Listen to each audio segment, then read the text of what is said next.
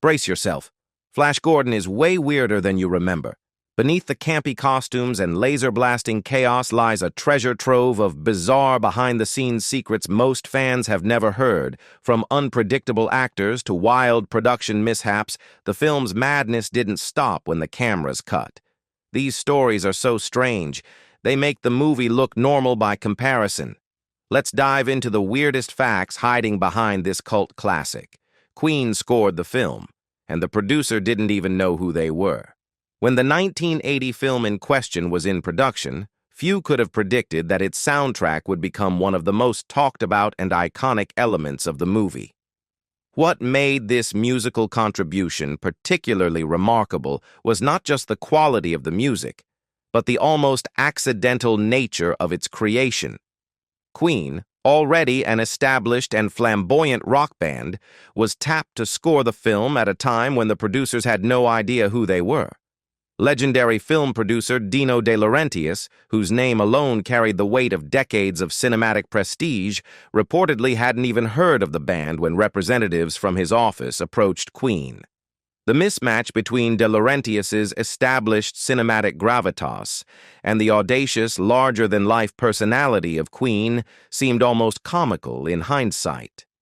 Yet this unlikely collaboration produced something extraordinary. Queen didn't just write background music.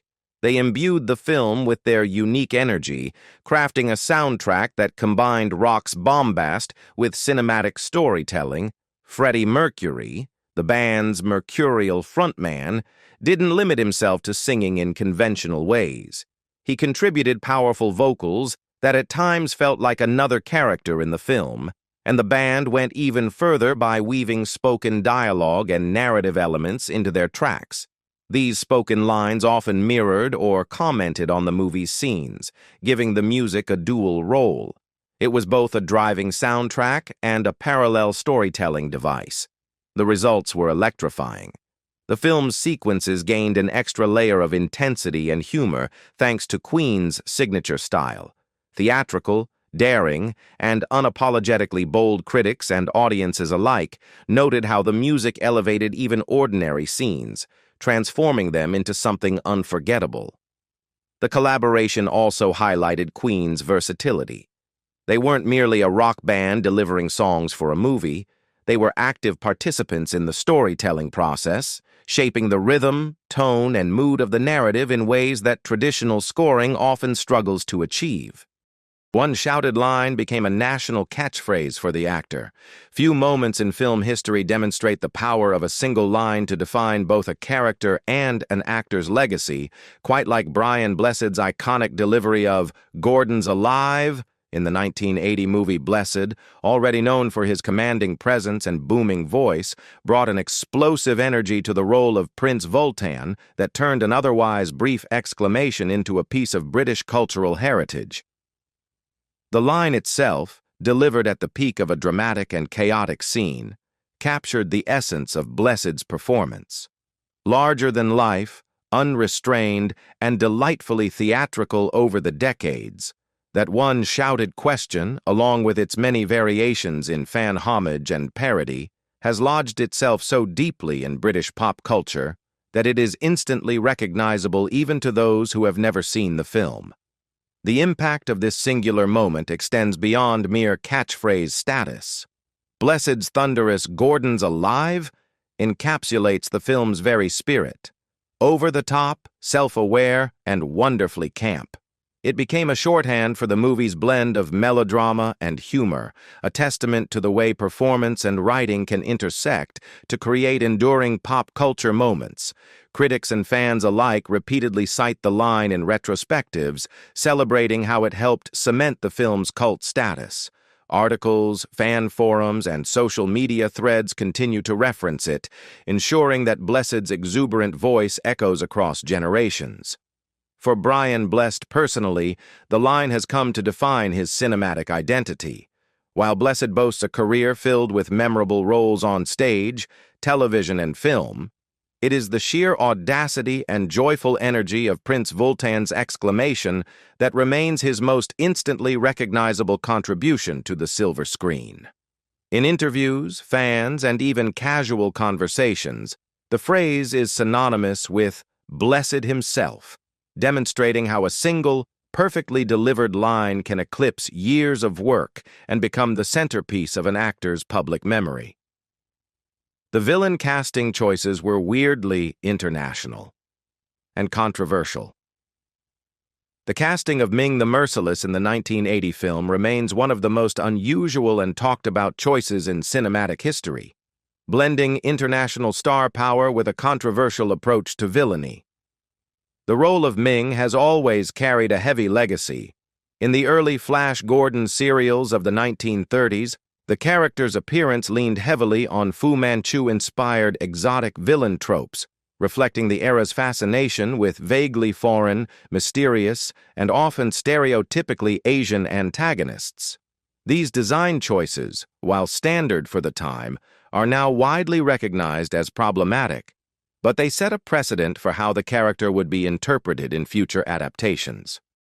When it came time to bring Ming to the big screen in 1980, the filmmakers took a radically different approach. They cast Swedish actor Max von Sydow, a towering figure in European cinema, known for his intense, chiseled features and commanding screen presence. At first glance, the choice seemed unconventional. Von Sydow's Nordic background had little to do with the Eastern despot imagery audiences associated with Ming, yet the filmmakers leaned into stylized makeup and costuming to create a visually striking, otherworldly villain. Von Sydow's Ming was enveloped in flowing robes, dramatic collars, and elaborate headpieces, with makeup that rendered him racially ambiguous, hovering somewhere between regal alien and vaguely exotic despot. The result is a villain design that is both mesmerizing and culturally awkward. On one hand, Von Sydow's performance exudes gravitas, menace, and theatrical flair, perfectly matching the film's heightened, almost operatic tone. On the other hand, the casting and costuming choices highlight the strange dissonance between intent and cultural representation. By modern standards, the design can feel disconcerting, prompting discussions about how Hollywood historically approached race, casting, and the idea of foreign villainy. Critics and fans alike continue to debate the choice, acknowledging both von Sydow's undeniable skill and the oddity of placing a Scandinavian actor in a role rooted in exoticized, historically problematic tropes. The original 1936 serial was a movie studio patchwork. Props, sets, and even music were recycled from other Universal films. The original 1936 Flash Gordon serial is a fascinating artifact of early Hollywood ingenuity, a production that thrived on resourcefulness as much as imagination. In an era when studios operated like efficient, self-contained factories, it was common practice to recycle props, sets, and music from previous films. But few productions wear this patchwork approach as visibly as the Flash Gordon serial. Every corner of its fantastical universe bears the mark of Hollywood thrift, giving the series its distinctive mix of familiarity and otherworldly charm. The reuse of existing materials is perhaps most obvious in the serial's sets. Watchtower interiors and towers that would later host galactic drama were lifted directly from Universal's Frankenstein, 1931, instantly lending a sense of Gothic scale and looming menace to the alien landscapes. Statues and decorative elements were borrowed from The Mummy, 1932, their ancient, mysterious forms repurposed to suggest distant civilizations light years from Earth. Even the cinematography and select visual effects were pieced together from previous productions. Shots from The Invisible Ray, 1936, were incorporated to create the illusion of a vast, technologically advanced universe, expanding the serial's scope without ballooning the budget. Music, too, was part of this recycling strategy. Rather than commissioning an entirely original score, the serial lifted cues from a range of earlier Universal films. The result was a soundtrack that felt oddly familiar, yet strangely fitting for the futuristic and fantastical narrative. Music that had once underscored horror or suspense now punctuated space battles and interplanetary intrigue, giving the serial an uncanny, almost dreamlike resonance. This creative patchwork approach did more than save money. It helped define the serial's aesthetic. The cosmos of Flash Gordon wasn't built from scratch. It was assembled from recognizable Hollywood fragments, stitched together with ingenuity and flair. The recycled elements lent the serial a curious tension between the familiar and the exotic, making alien worlds feel both tangible and delightfully strange. Audiences could recognize aspects of the sets and props, yet they were transformed into something completely new. Contributing to the series' enduring charm, Buster Crabbe dyed his hair blonde for the serial and hated the attention. When audiences picture the heroic Flash Gordon from the 1936 serial, they often see Buster Crabbe as the confident, athletic, and fearless adventurer racing across alien worlds. Yet behind the scenes, one of the actor's most iconic personal discomfort and self-consciousness. In order to faithfully bring Alex Raymond's comic strip creation to life, the studio required Crabbe to dye his naturally dark hair a bright, almost platinum blonde. The transformation was striking on screen, helping him resemble the polished, heroic figure fans had come to expect from the pages of the popular comic. But off-camera, the change left Crabbe unsettled and uneasy. Accounts from the period suggest that Crabbe, despite his robust screen persona, was wary of the attention his new hair attracted. Walking down the street or attending public events, he reportedly kept his hat firmly in place, attempting to shield himself from gawking passers-by and curious stares. The incongruity of a tough, daring adventurer fretting over his hair color made for an oddly endearing image, a man who could leap across rooftops, battle interplanetary villains, and survive cosmic perils still found himself vulnerable to the simplest vanity concerns. It's a reminder that even the most confident-looking stars often grappled with insecurity behind the scenes, particularly when required to alter their appearance for the camera. The original serial was shot at breakneck speed, 4 hours of footage in 6 weeks. The 1936 Flash Gordon serial is legendary not just for its thrilling story and iconic visuals, but for the remarkable speed with which it was brought to life. The 13-chapter serial, which would later be condensed into feature-length versions, was filmed at a pace that would challenge even the most seasoned production crews.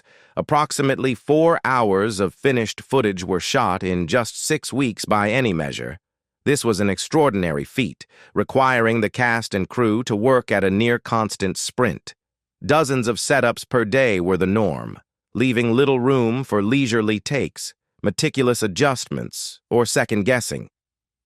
Everything had to move at breakneck speed, from camera placement to lighting and choreography, creating an environment that was equal parts chaotic and exhilarating. This frenetic pace had a profound impact on the serial's visual style and narrative rhythm. Scenes often appear kinetic, almost jagged, with quick cuts, abrupt transitions, and rapid pacing that reflect the urgency of the production schedule. The serial's energy, its constant forward motion through exotic landscapes, perilous cliffhangers, and interplanetary conflicts, can be directly traced to the demands of the tight shooting schedule. In many ways, the rush imbued the work with a distinctive vitality, making every action sequence feel immediate and intense. Yet it also contributed to the patchwork quality for which the serial is remembered. Recycled props, sets, and footage were integrated seamlessly, but occasionally the hurried editing reveals its cobbled-together nature, a charming imperfection that adds to the serial's enduring appeal. The cast, led by Buster Crabbe, faced the same relentless tempo. Actors had to hit their marks perfectly on the first take more often than not, with little opportunity for rehearsal. Costumes, stunts, and dialogue had to be executed flawlessly under constant pressure. Crew members juggled multiple responsibilities, often improvising solutions on the spot to keep the production moving. That pressure cooker environment helped forge a palpable intensity that translates on screen. Characters move decisively. Dangers feel immediate, and the serial maintains a suspenseful momentum that keeps audiences engaged from chapter to chapter. The 1980 film flopped at the box office, but rebounded as a beloved camp cult classic. When the 1980 Flash Gordon hit theaters, audiences and critics alike were unsure what to make of it. The film's bold, lurid aesthetic, over-the-top performances, and unabashedly campy tone left many scratching their heads. Box office returns were disappointing, and mainstream critics dismissed it as frivolous or even ridiculous. Its star-studded but eccentric cast, including Max von Sydow's icy villainy as Ming the Merciless, Brian Blessed's thunderous Prince Vultan, and Sam J. Jones's heroic but occasionally wooden Flash, combined with wildly colorful sets and costumes, created a spectacle that didn't fit the conventional blockbuster mold of the era. At first, it seemed destined to fade into cinematic obscurity, remembered only as a curious footnote in sci-fi history. Yet over time, Flash Gordon found its audience. Fans and filmmakers began to embrace the film, not despite its extravagance, but because of it. The Queen soundtrack, with Freddie Mercury's soaring vocals and dialogue-infused tracks, became inseparable from the film's identity, infusing every scene with energy, humor, and theatricality. Brian Blessed's exclamatory lines, Max von Sydow's commanding presence, and the film's surreal, hyper-stylized production design all contributed to a singular cinematic personality that was impossible to ignore. What once seemed excessive became precisely the reason for its enduring appeal. What do you think about these Flash Gordon oddities? Leave us your comments in the section below. We hope you have found this helpful video. Don't forget to leave a like, share, and subscribe to the channel if you like it. Thank you for watching this and see you in the next videos. Goodbye.